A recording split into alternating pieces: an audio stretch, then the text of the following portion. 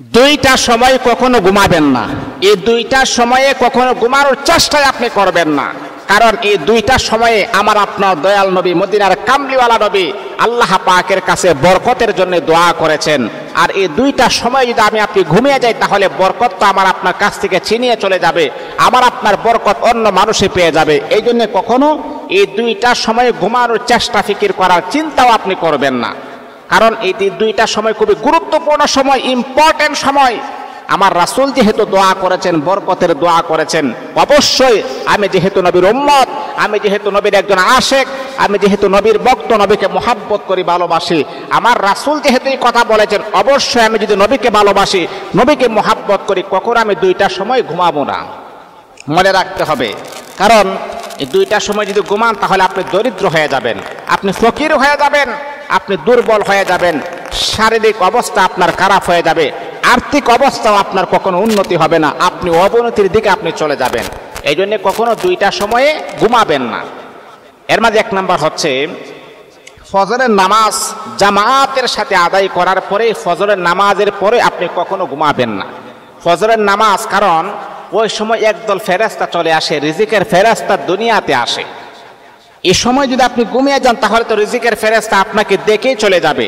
যদি ফজরের নামাজের পরে আপনি মসজিদের কোনায় বসে যদি তাসবিহ তাহলিল আপনি পাঠ করেন, আর ফেরেশতারা যখন আপনার এই দৃশ্যগুলো দেখবে, আর যখন আল্লাহ পাকের কাছে আপনার নাম ধরে ধরে যখন বলবে, আল্লাহ আমি যখন গিয়েছিলাম মসজিদের প্রান্তরে গিয়েছিলাম, মসজিদে গিয়েছিলাম, এই জমিনে আমি গিয়েছিলাম, গিয়া দেখি তোমার একজন পিয়ারা বান্দা তোমার নামে জিকির করতেছে, তখনই আল্লাহ পাক রব্বুল আলামিন ফেরেশতাকে বলে, ও আমার ফেরেশতারা, আমার বান্দাকে আমি আল্লাহ পাক রব্বুল আলামিনের জিকির করতেছেন, ওই বান্দাকে আমি আল্লাহ পাক রব্বুল আলামিনকে দেখছে নাকি না, আল্লাহ তোমাকে দেখে নাই।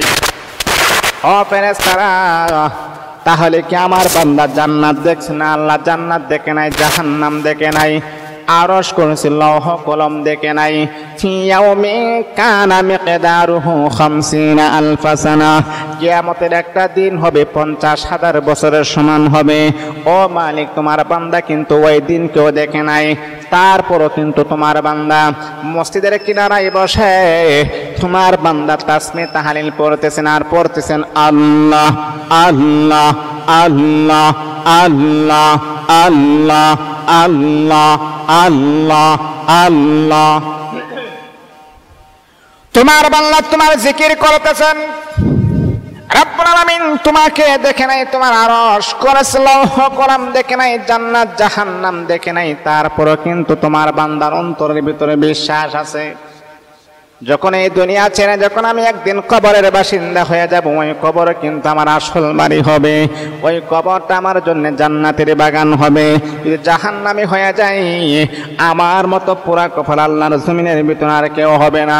তোমার বান্দা বিশ্বাস করে মসজিদের কোনায় বসে তোমার বান্দা তোমার নামে জিকির করে, তখনই আমার আল্লাহ বলে, ও ফেরেশতারা তোমরা সাক্ষী দেখো, আমার বান্দার দুনিয়ার যত হাজত আছে সমস্ত হাজতকে আমি আল্লাহ পূরণ করে দিলাম।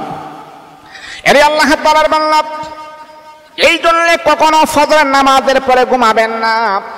ফজরের নামাজের পরে যদি আপনি ঘুমিয়ে যান, তাহলে কিন্তু আপনি ফকির হয়ে যাবেন, তাহলে কিন্তু আপনি সফলতা পাবেন না।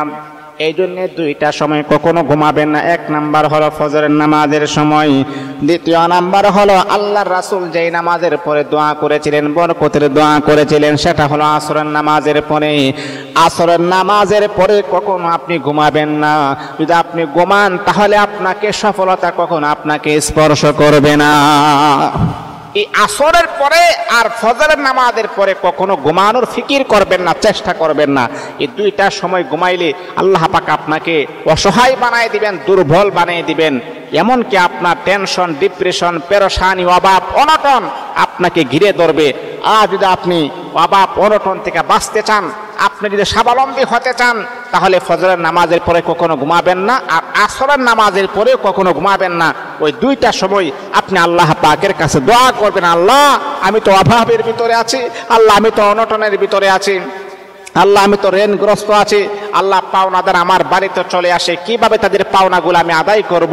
এই দুইটা সময়ে আপনি মসজিদে বসে বসে আল্লাহ পাকের কাছে আপনার অভাবগুলাকে ব্যক্ত করেন, দেখবেন আসমানের মালিক আপনার অভাবগুলাকে শুনে আপনার সব অভাব অনটনকে দূর করে দিয়ে আপনাকে ঋণ দেওয়ার মতো আমার আল্লাহ কুদরতিভাবে আপনার ঘরে রিজিক পৌঁছায় দিবেন। আল্লাহু আকবার। এই জন্যে ফজরের নামাজের পরে এবং আসরের নামাজের পরে কখনো ঘুমানোর চেষ্টা করতে।